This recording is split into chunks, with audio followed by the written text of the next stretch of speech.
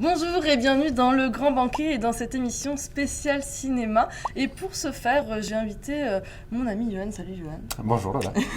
Ça va? Ça va très bien, oui. Et donc du coup, tu es là pour une raison précise, c'est pour parler de cinéma, de festival de cinéma et même de programmation. De programmation, oui. Exact. Parce que tu programmes et tu es aussi président. Entre autres, on va parler un peu de tout ce que tu fais pour le festival Greenhouse Paradise. Oui.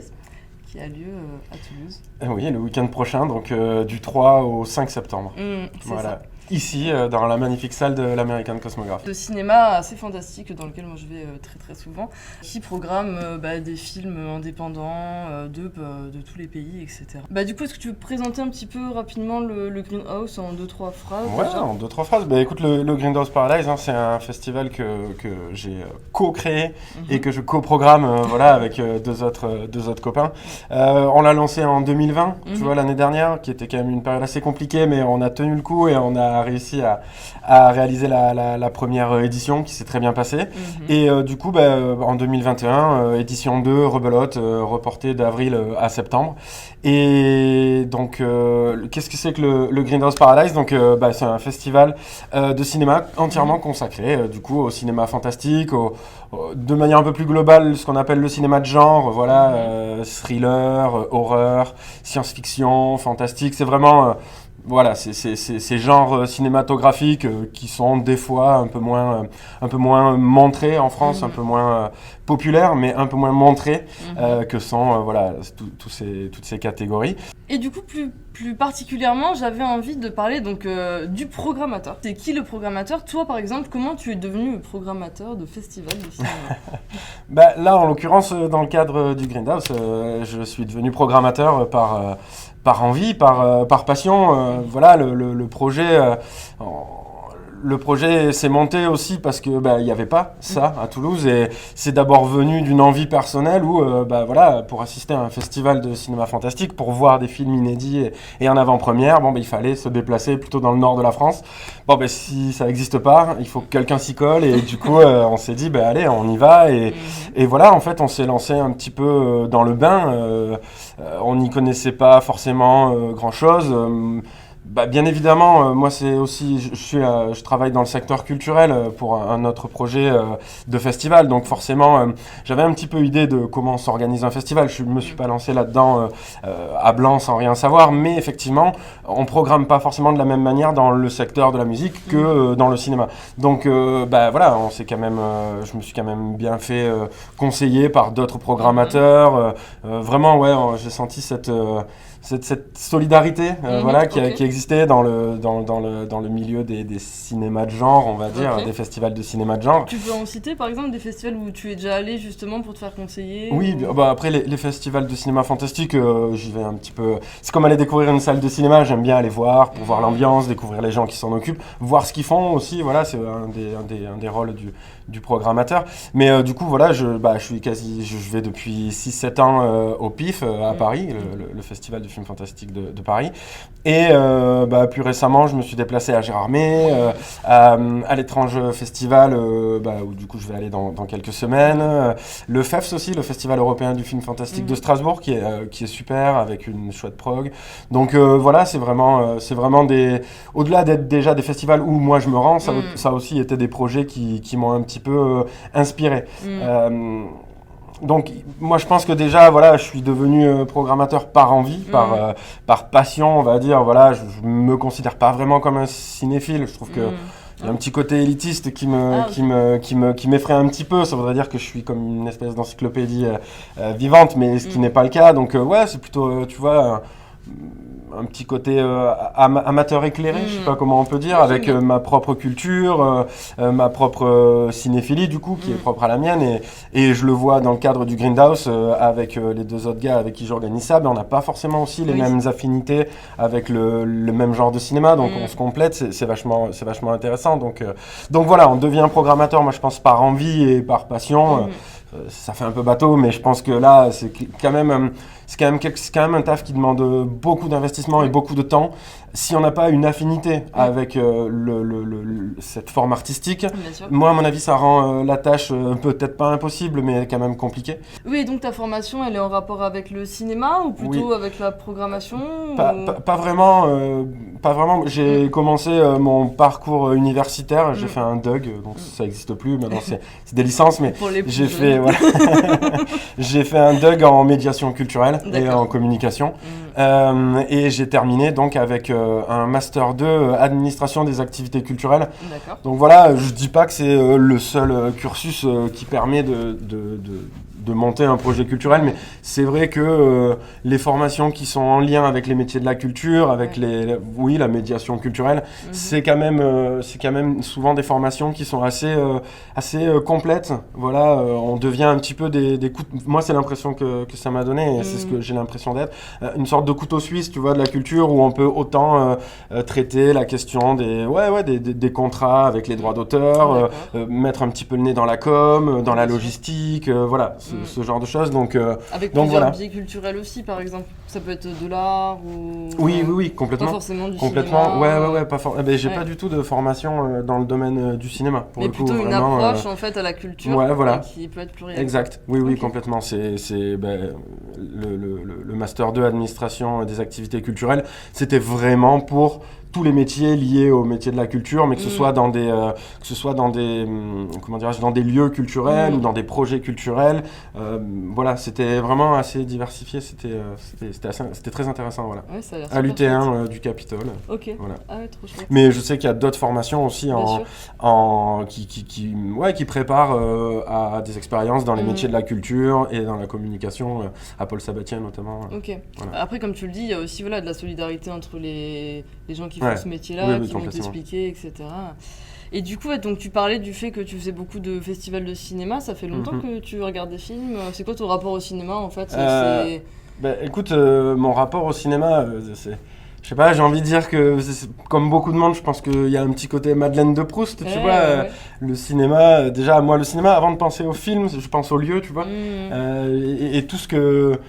Tout l'imaginaire qu'il y a derrière, tout ce que ça sous-entend, tu vois. Je vois un petit peu une salle de cinéma comme une capsule spatio-temporelle. Tu rentres dedans, mais tu ne sais pas dans quelle aventure tu vas être amené, avec qui, tu sais...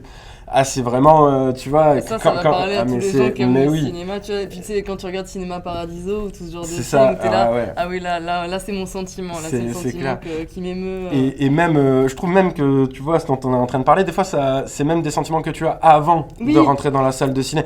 Moi, je me rappelle, quand j'étais gamin, il n'y avait pas forcément tous les réseaux sociaux, Internet, donc je me rappelle vraiment une période où, juste avant d'avoir l'âge de pouvoir aller au cinéma, je passais devant les grandes affiches dans le bled où j'ai grandi et je voyais ces grandes affiches de Terminator 2, de Alien 3 et juste l'affiche. Ça stimulait mon imagination et rien que ça, c'était déjà un voyage. Et la découverte après d'un film, tu vois, dans une salle toute noire où la lumière elle est devant toi, enfin, ouais, moi c'est quelque chose qui... Et puis la découverte d'un film...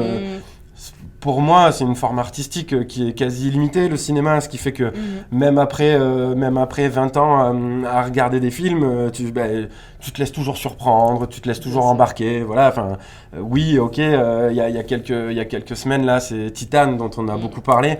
Désolé, je suis sorti de là, j'étais un petit peu bousculé, ça avait soulevé des questions qui avaient jamais été traitées de cette manière-là au cinéma ou d'une manière légèrement différente. Donc, tu vois, à chaque fois, c'est une expérience qui est renouvelée, et notamment dans le cinéma de genre. Donc, clairement, pour moi, le cinéma, c'est une machine à voyager, une machine à rêver, quoi.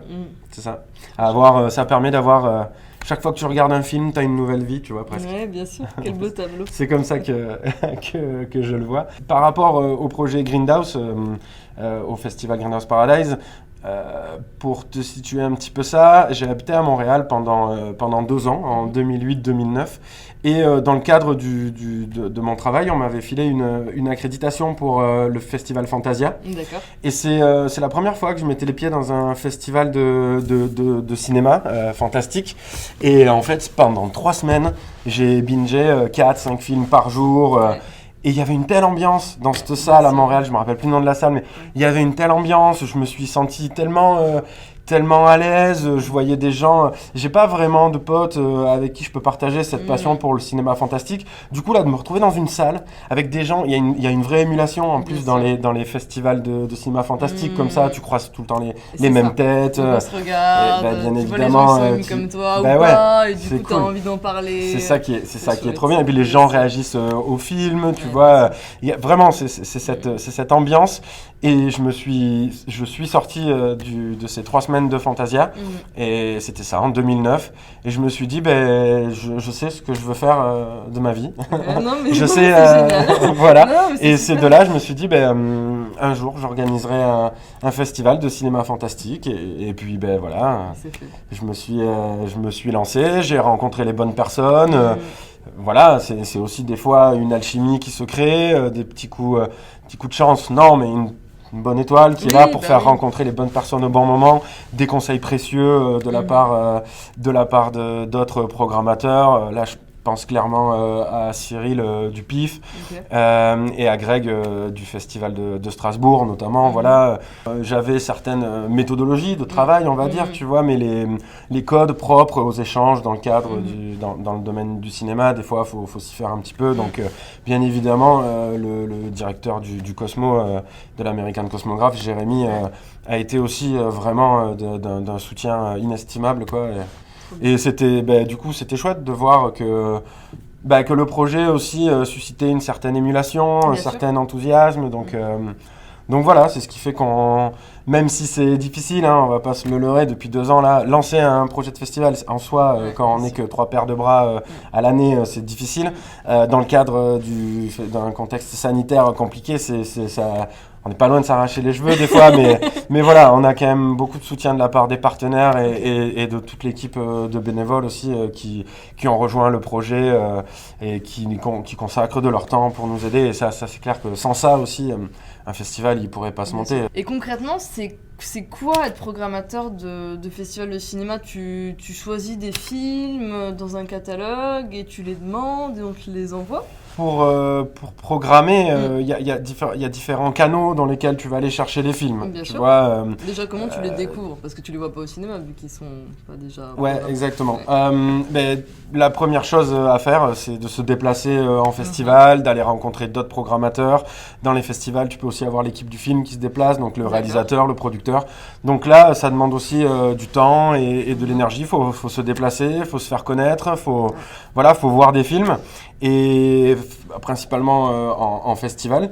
Et puis après, il faut que tu trouves... c'est un peu comme chercher des fois chercher des pépites d'or, tu vois. C'est-à-dire que ça peut être... tu te renseignes un petit peu sur les films qui sont en phase de post-production, qui ont commencé à faire la tournée des festivals. Des fois, sur les réseaux sociaux, tu es directement abonné à la page d'un réalisateur. Donc ça, déjà, la première partie, c'est d'être le premier taf, c'est le travail de veille qui te permet de voir qu'est-ce qui pourrait éventuellement rentrer dans le cadre de ta programmation. Et après, après, tu lances des bouteilles à la mer. Donc, tu as des sites qui sont connus. Je pense par exemple à IMDb. Tu regardes qui est le producteur ou le distributeur. Et tu envoies un mail, tu relances, tu prends contact. Si ça marche pas de ce côté-là, tu essayes avec le réalisateur qui te redirige vers le distributeur ou le producteur. Mais des fois, le producteur te dit « Ah, le film a été acheté pour la France. » Donc, il faut que tu t'adresses à tel distributeur. Vraiment, j'ai envie de dire qu'il n'y a pas forcément une seule manière de pouvoir programmer de cette manière-là, quoi. C'est un vrai travail de fourmi. Il faut être super organisé parce que tu peux vite te perdre entre les différents interlocuteurs. D'un mail à l'autre, tu switches du français à l'anglais parce que voilà. Donc ouais, c'est pas. Il y a la partie, on va dire, la partie immergée de l'iceberg qui est énorme et qui est de juste d'envoyer des mails, de chercher sur internet les bons contacts et tout. C'est pas juste voir un film et dire lui je le veux et c'est parti. Tu vois, il y a quand même même un gros travail de recherche et de réseautage. Bon, mais voilà, là, le Grindhouse, le festival Grindhouse Paradise existe depuis 2 ans, donc forcément, on commence à se faire connaître, on commence à avoir les contacts. Il y a certains distributeurs maintenant qui nous ont inscrits dans leur listing, donc dès qu'ils ont un nouveau film fantastique dans leur catalogue, ils nous l'envoient avec un lien, parce que du coup, les films, effectivement, si tu le découvres en festival, ce qui est quand même, moi, ce que je préfère, parce que ça te permet aussi de prendre l'attention par rapport au public, quoi. Et puis, bon, ben, c'est pas du tout pour faire prétentieux ou élitiste, mais c'est clair que les films tu les découvres aussi d'une manière différente quand tu es dans une salle de cinéma que quand tu es chez toi, sur ton ordi ou avec ton tel allumé. Donc voilà, c'est vachement important, quoi. Ouvert là. Les cinémas, en fait, je me suis rentrée dans le cinéma et j'ai pleuré. Pas longtemps, tu vois, mais j'ai eu des. Tu vois, il y avait vraiment l'émotion de. L'émotion, oui, clairement. C'est un truc que tu pouvais plus vivre et que, oui, effectivement, chez toi, les films, c'est chouette. C'est pas. Voilà. Et je crois pas que ce soit élitiste, mais en fait, t'es pas immergé pareil, quoi. Là, on a ce grand écran devant nous, tu te projettes, quoi. Tu te projettes. Et puis, du coup, la question est que quand tu reçois... Parce que du coup, si tu les découvres pas en salle, les films, si tu peux pas te déplacer dans un festival qui le diffuse, tu peux demander un lien de visionnage au distributeur ou au réalisateur. Et tu découvres le film. Mais bon, voilà, c'est sûr que tu le découvres sur un écran d'ordinateur, tout seul, chez toi. Donc c'est sûr que au-delà de l'expérience personnelle, c'est aussi des fois un double travail. C'est-à-dire se poser, bon, si j'avais vu ce film sur grand écran, est-ce que le public aurait réagi de cette manière? Est-ce que, enfin, tu vois, tu te poses des questions. Oui, complètement. C'est quoi notre public? Complètement. Donc, parce que c'est pas parce que tu crées un festival, il est à ton image, mais en fait, ton image, c'est pas forcément toi qui l'aurais réceptionné. Enfin, dans l'idée où, en fait, toi, tu t'aimes pas forcément toi, tu projettes quelque chose. Oui, tu vois non, ce que mais je veux tout à dire. fait. Et donc, du coup, en fait, tu projettes quelque chose. Et en fait, les gens qui viennent au festival, enfin, on le voit, il y a pas que des Yohan au festival Grindhouse Paradise. Oui. Et donc, du coup, faut se dire, ok, qu'est-ce que ça va plaire aux gens qui viennent à notre festival? Mais justement, voilà, ça c'est aussi un des... Je pense que c'est un des rôles qu'on peut attribuer au programmateur. Moi, je pense que le programmateur, il est là pour être le trait d'union entre un public et un réalisateur ou une réalisatrice, tu vois. C'est-à-dire que on a un peu ce rôle de passeur ou de médiateur, tu vois. C'est médiateur. Ouais, complètement, ce rôle de passeur. C'est vraiment à toi de pas tromper à qui tu montres, en fait. Ouais, tout à fait.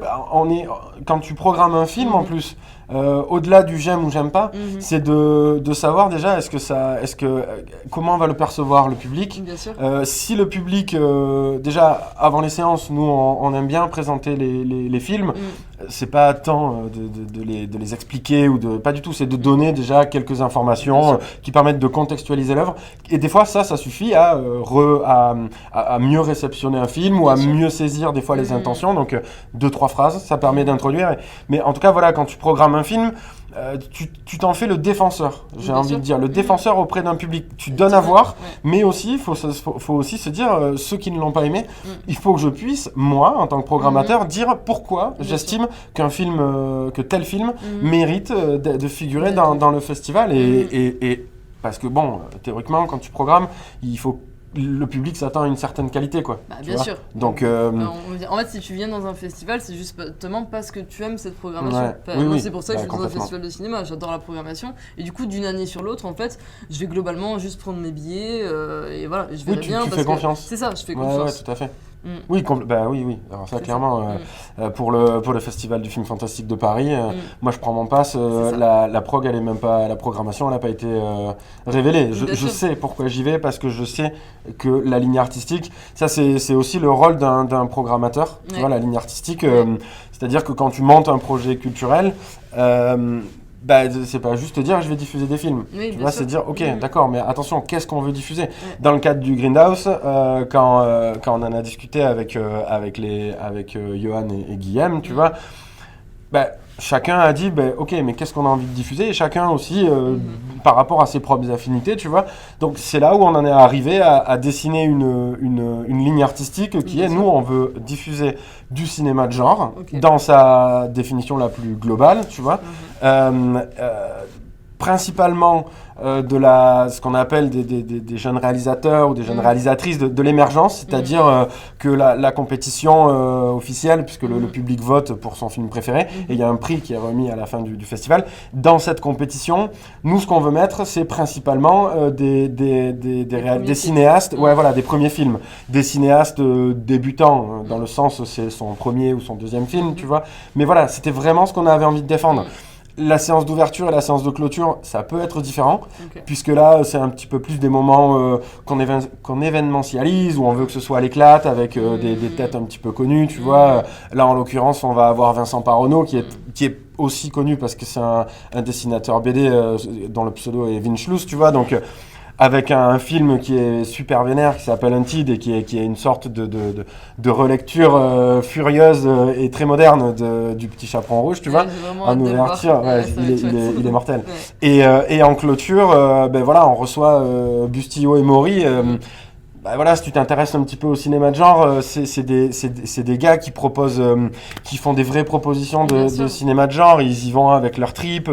Ils proposent des films, souvent derrière lesquels il y a aussi un concept ou des films jusqu'au boutiste, Et du coup, c'est là l'ouverture et la clôture, c'est des séances qui sortent un petit peu qui sortent pas de la ligne artistique, mais qu'on programme légèrement de manière différente que pour le reste de la prog. Et puis bien évidemment, on a aussi la séance culte, tu vois. La séance culte, c'est un peu pour se faire plaisir, tu vois. Moi, le Loup-garou de Londres, j'ai découvert ça quand j'étais gamin sur Canal. Je l'ai jamais vu dans un ciné. C'était les 40 ans du film, je crois, il y a pas longtemps. Ça fait quelques mois que ça traînait sur la toile et tout. On s'est dit, allez, c'est le moment de le diffuser. L'année dernière, c'était The Wicker Man. C'est vrai que cette séance culte, par rapport à la ligne artistique du Grindhouse, qui est vraiment axée sur des films contemporains, le cinéma de genre contemporain, on essaye quand même dans le cadre de la séance culte, de programmer...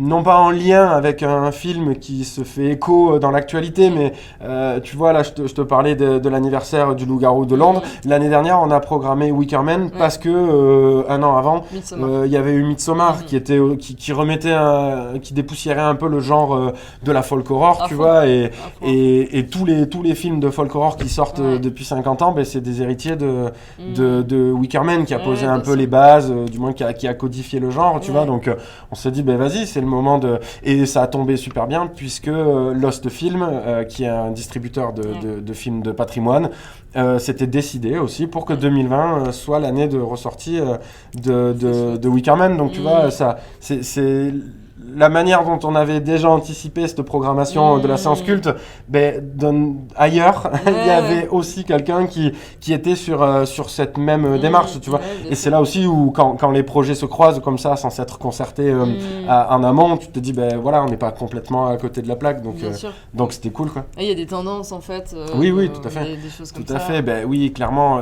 de toute façon, c'est ce que je te disais, un programmateur, il est garant un petit peu d'une ligne artistique, mais dans son rôle aussi, pour moi, c'est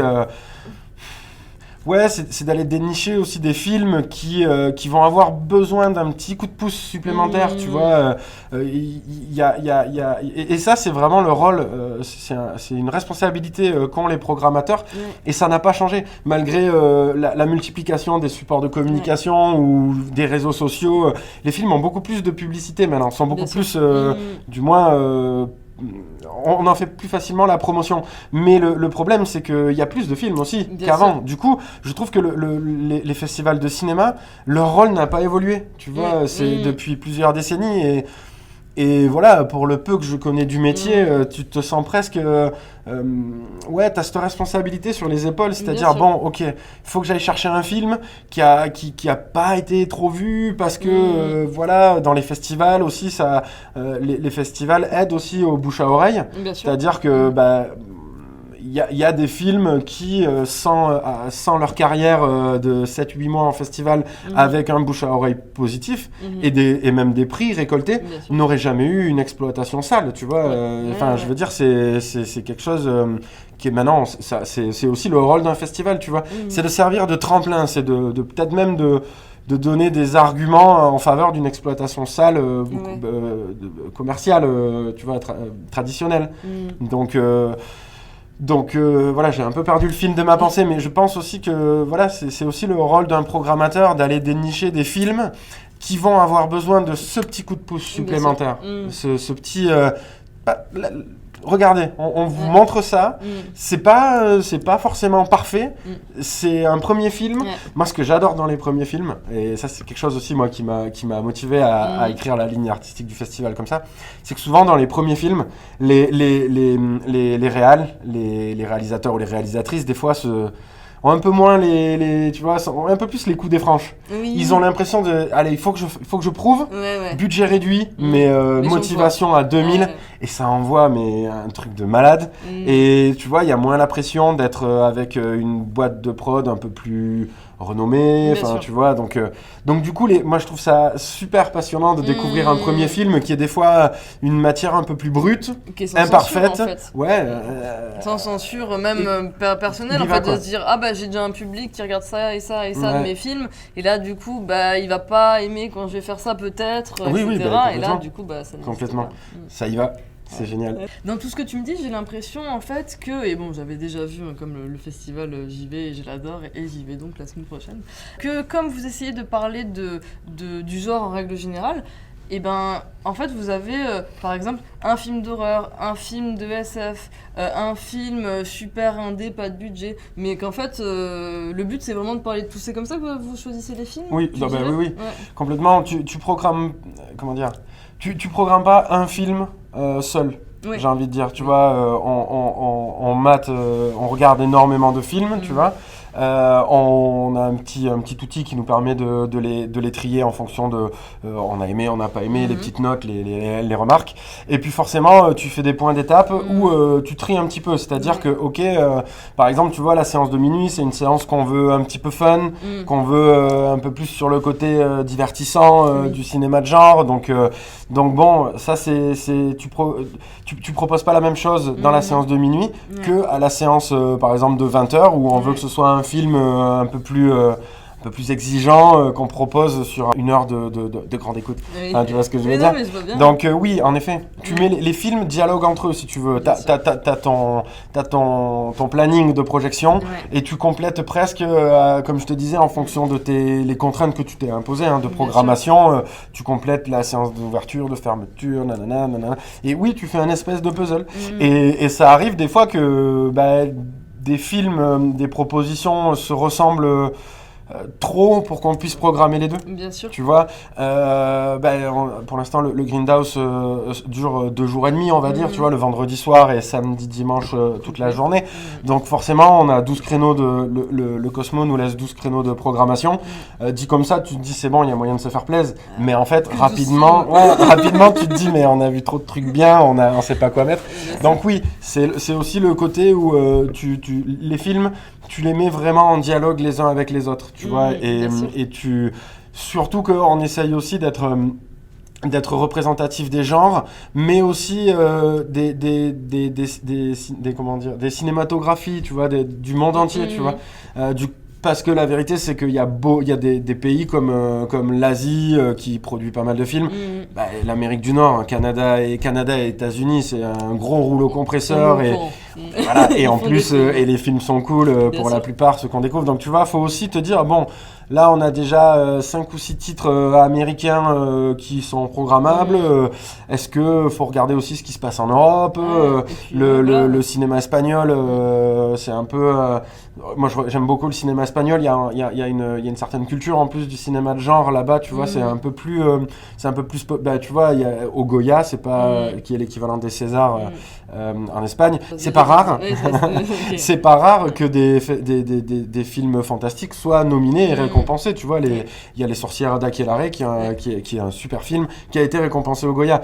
C'est pas forcément le cas en France et c'est encore différent aussi en Italie, et c'est différent en Scandinavie aussi où il y a le cinéma de genre évolue différemment ces dernières années. Donc vraiment voilà, on essaye de situer et jamais, quand je me suis dit j'ai envie de faire un festival de cinéma fantastique, jamais je me serais dit, avant de le faire, je me serais dit, bah, tu sais quoi, la séance d'ouverture, ça va être un film russe. Et ben l'année dernière, si, on s'est pris une claque avec Why Don't You Just Die, et c'est un film russe, tu vois. Donc voilà, c'est vraiment de garder un esprit assez ouvert en termes de genre, en termes de nationalité, en termes d'esthétique, de narration aussi. Voilà, on avait l'année dernière un film d'animation muet, tu vois. Donc qui était vraiment d'une poésie qui était magnifique. Ailleurs, il s'appelle. Voilà, donc c'était un mec qui était tout seul, qui a fait tout ça, qui a fait ça tout seul pendant 4 ans, tu vois. Donc voilà, les films, ils ont aussi une histoire, ils ont une âme, ils ont une nationalité, et c'est vraiment ça qu'on essaye de prendre en compte quand on fait la grille de programmation, quoi. Et ça complète en plus l'histoire du cinéma qu'on se fait en nous-mêmes, en fait, finalement, de se dire, bah, ok, on me raconte une histoire comme ça, et en fait, dans un autre pays, on va pas me la raconter de la même manière, forcément. Ah ben complètement. Et c'est chouette de pouvoir les voir. Mais même au-delà, ça permet aussi de vous... Le cinéma, c'est aussi un marqueur, tu vois, un marqueur social, un marqueur temporel, tu vois. C'est par exemple pour ça que moi, le slasher, c'est un des genres aussi, moi, qui m'a ouvert au cinéma fantastique, tu vois. Et ce que j'aime beaucoup avec le slasher, c'est que le slasher, c'est un peu... si tu as envie de savoir comment vivent les jeunes d'une période, tu regardes un slasher. Bah, bien sûr. C'est assez ouf, quoi. Tu regardes, tu vois, Scream, c'était quand c'est sorti en 96. Ouais, peut-être. Si c'est pas, voilà, 97. Non, mais en tout cas, ce que je veux dire, c'est que quand Scream est sorti au cinéma, t'avais une idée de comment on vivait, comment on était un jeune américain à cette époque-là, tu vois. Et c'est encore valable maintenant. Il y a Netflix qui vient de sortir une trilogie de slasher, Fear Street. Ouais. Exact. Donc voilà, ils viennent de sortir cette sorte de slasher à épisode, quoi. Et c'est pareil, ça. Quand tu le regardes, tu sais comment un jeune vit, quelles sont ses préoccupations aujourd'hui, tu vois, début des années 2020, tu vois. Et voilà, c'est ce que je trouve passionnant aussi avec le cinéma. Donc c'est ça aussi, tu vois, le cinéma de genre, ça a toujours été lié, le cinéma même dans sa globalité, c'est lié à une époque, c'est lié à des préoccupations sociales, donc ça rend vraiment la tâche d'un programmateur plus riche, quoi. Oui, difficile, mais moins c'est évident et plus c'est satisfaisant aussi, tu vois. Quand on programme un film d'horreur indien avec des effets spéciaux qui, bon, ne sont pas dans les mêmes standards, mais tu vois ce que je veux dire, c'est... Ben, quand même, tu sais pas comment les spectateurs vont le recevoir. Donc quand les gens viennent nous voir en disant putain, c'était mortel, c'était mortel votre Tumbad, ben tu vois, c'est cool. C'est cool parce que ça, sauf si tu vas fouiller dans les tréfonds des forums ou dans les tréfonds des plateformes VOD indiennes. Enfin, tu vois, voilà. Puis déjà, faut avoir envie, quoi. Faut avoir envie. Oui, et en plus, sur le papier, forcément, le cinéma indien, on sait qu'il est très codifié aussi. C'est ça. Voilà, c'est comme ça, donc voilà, c'est aussi c'est ce qui rend la tâche compliquée, mais passionnante et gratifiante. Voilà. Et du coup, après l'aspect alors qui est compliqué mais vraiment sympa, concrètement, comment ça se passe en termes, alors j'ai 2 questions en même temps, mais financier et aussi physique, dans le sens, aujourd'hui il y a plus beaucoup de films en pellicule, du coup ça veut dire que vous recevez des copies, des fichiers. Des DCP. DCP, c'est quoi un DCP déjà écoute, moi j'ai pas vraiment, comme je suis un tout nouveau dans le domaine de la programmation de films, j'ai pas connu cette époque où on s'échangeait les copies, les bobines, tout ça. Du coup, là, comment ça se passe un DCP, c'est un fichier numérique que le cinéma reçoit soit par voie postale. C'est un disque dur, ni plus ni moins, un disque dur que tu branches, que le Cosmo branche sur leur serveur et ils envoient le film à projeter. Ou alors ça peut être format numérique. Donc c'est un fichier, c'est un peu comme un fichier MKV, tu vois, si je veux comparer, avec une image, un son, des sous-titres.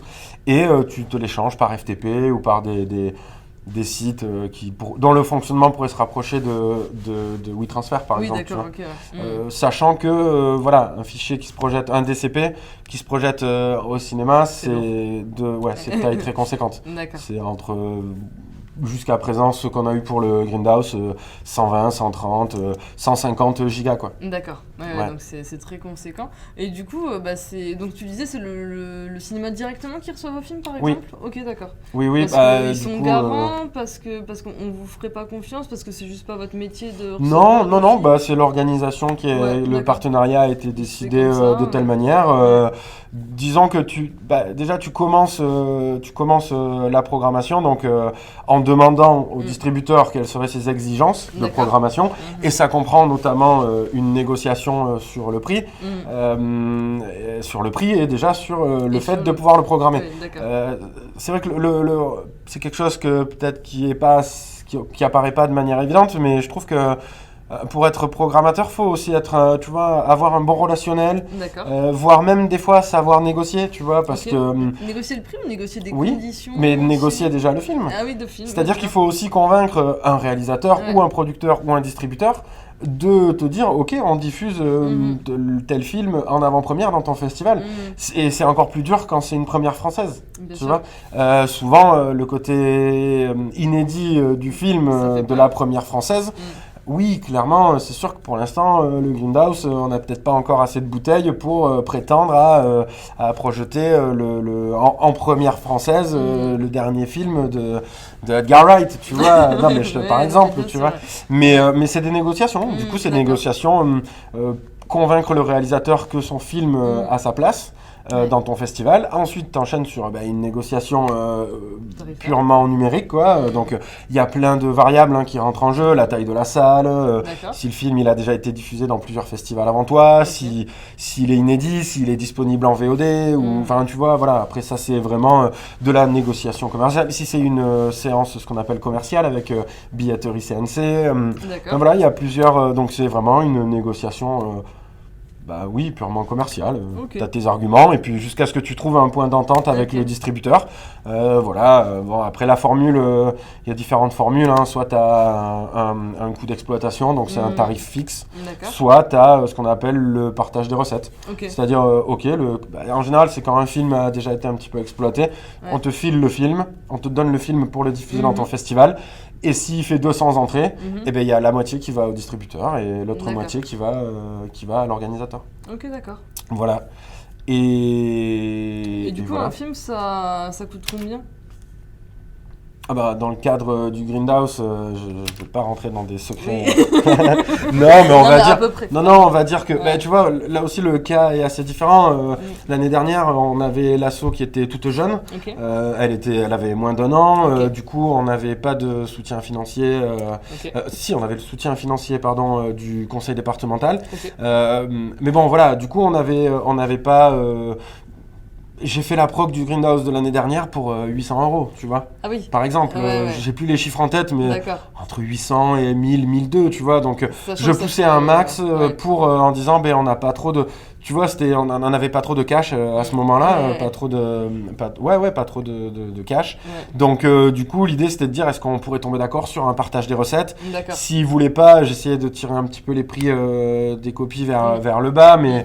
Voilà, l'idée c'est pas non plus que le producteur ne rentre pas dans ses frais. Bien sûr. Non, Faut respecter aussi ce c'est genre de l'amour du choses. Voilà. cinéma, Mais oui, voilà. donc Non, on mais n'est c'est pas là clair. pour arnaquer. On n'est pas là pour faire des discussions, des arrangements d'apothicaire. Donc on essaye aussi d'être cohérent et réglo de ce côté-là, tu vois. Bien sûr.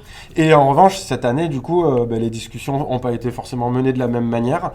Pas forcément de mon fait aussi. Il y a le contexte qui fait que peut-être que les producteurs et les distributeurs, ils souhaitent Montrer leur film. montrer leur film. Du coup, c'était un peu plus des tarifs fixes, un peu D'accord. moins de partage de recettes.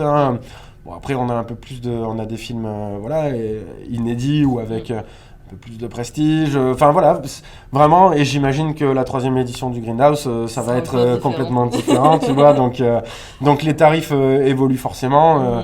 Et puis bon, voilà, je sais pour en avoir discuté que si tu veux la première d'un certain film, faut payer un peu plus. Ouais. Faut proposer de faire venir l'équipe et ça c'est à la charge du festival, l'équipe du D'accord. film, le réalisateur. Donc je pense que chaque festival aussi a un petit peu sa manière de fonctionner, de négocier et il n'y a pas de formule toute prête, quoi. Ouais, ok. Et pour la gestion des copies, c'était à la base de ta question, bien si sûr. je dis pas de bêtises. Non, pour la gestion des copies, c'est juste que, tu sais, au bout d'un moment, quand quand moi je vois que je sers à rien dans les discussions avec les... Une fois que le deal il a été passé avec le distributeur, bah, je passe la main au ciné, hein, je fais un mail en mode, bah voilà, c'est le cinéma qui va se charger de projeter, il est en copie, arrangez-vous pour l'échange de la copie, enfin voilà, c'est assez aussi de... Bah, sinon, c'est chronophage de ouf, quoi. Bien sûr. Mais tu vois, c'est une question que je me posais, quoi. Aujourd'hui, c'est quoi un film qui c'est qui l'a parce que tu vois, alors, je dis pas que...